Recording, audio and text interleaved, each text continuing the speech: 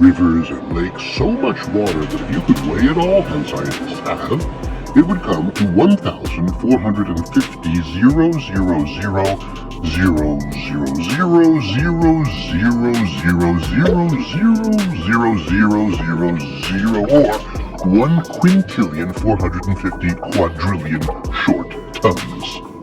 That's a lot of water, which we need for food, for moisture, to keep our climate stable, not to mention for the beauty. But our oceans do something else for us, something most of us know very little about.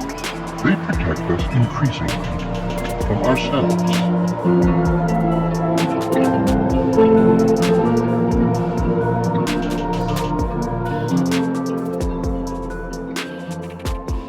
As you know, for the last few hundred years, we have added extra gas to our skies from factories and power plants and exhaust, and these greenhouse gases trap heat and make the Earth's atmosphere a little warmer.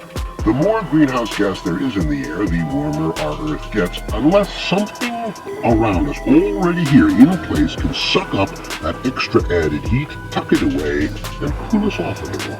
And luckily for us, there is indeed such a something. Oceans are great heat sponges. I mean, they're super good at it. More than 90% of the extra heat that we add to our skies every year from greenhouse gases gets absorbed down into the cool oceans and stays there. It's a lovely gift the oceans give us, hiding our heat like that. And scientists have measured how much heat gets swallowed, and I should tell you it's a pretty big number. It's 2 times 10 to the 23rd joules of heat energy per year, which for those of you who don't know what a joule is, it's the equivalent of, you've seen atomic bombs, like the one at Hiroshima. That bomb, when it went off, gave off lots of heat, very briefly hitting temperatures hot or hotter than the sun itself. And since 1996, the world's oceans have absorbed the heat equivalent of roughly 5 Hiroshima bombs exploding every second. 5 atomic bombs a second, every single second, since 1996.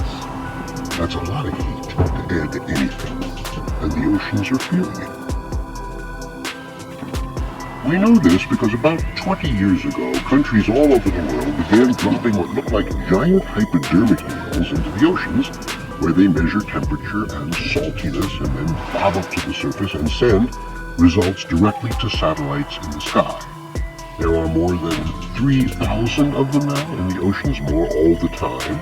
They're called Argos, after Jason and the Argonauts in Greek mythology, and combined with various other measuring projects, they tell us that oceans are getting warmer. The upper 700 feet have already warmed by 1.3 degrees Fahrenheit since 1900.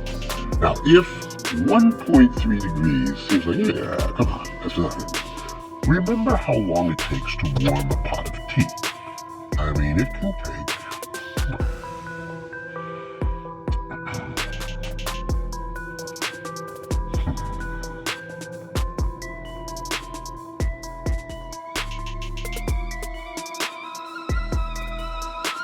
Water has what scientists call a high heat capacity, which means on a sunny day, a dark stone will get very hot almost immediately. Same with the hood of a black car, but a puddle of water takes more time and needs more sunshine to get even 1 degree warmer. So it's kind of a surprise that the surface of an enormous puddle, quadrillions of tons of ocean water, has already warmed by more than a degree. Now, the oceans don't look different, but it turns out each extra degree has an effect. For one thing, as water warms, it stores less oxygen. So there are now more and more low oxygen zones, sometimes called suffocation zones, where it's harder for a fish to breathe. So either they die, or mostly they flee to areas where it's still safe to breathe. But that makes for a more crowded and not very healthy ocean.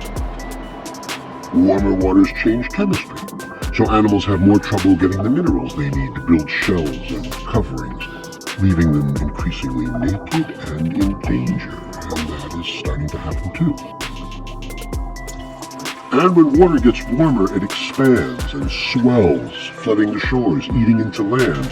And warmer water puts more moisture in the air, which makes more rain and more wind and more damage. And yet, here is our predicament. For so long, the oceans have been our silent ally, helping us to stay cool, more than trees do, or fields, or ice, or even air. All those things, they absorb heat too, but put them on a graph, and here's how much heat air absorbs. Here's how much heat land absorbs. Here's how much heat ice absorbs. And here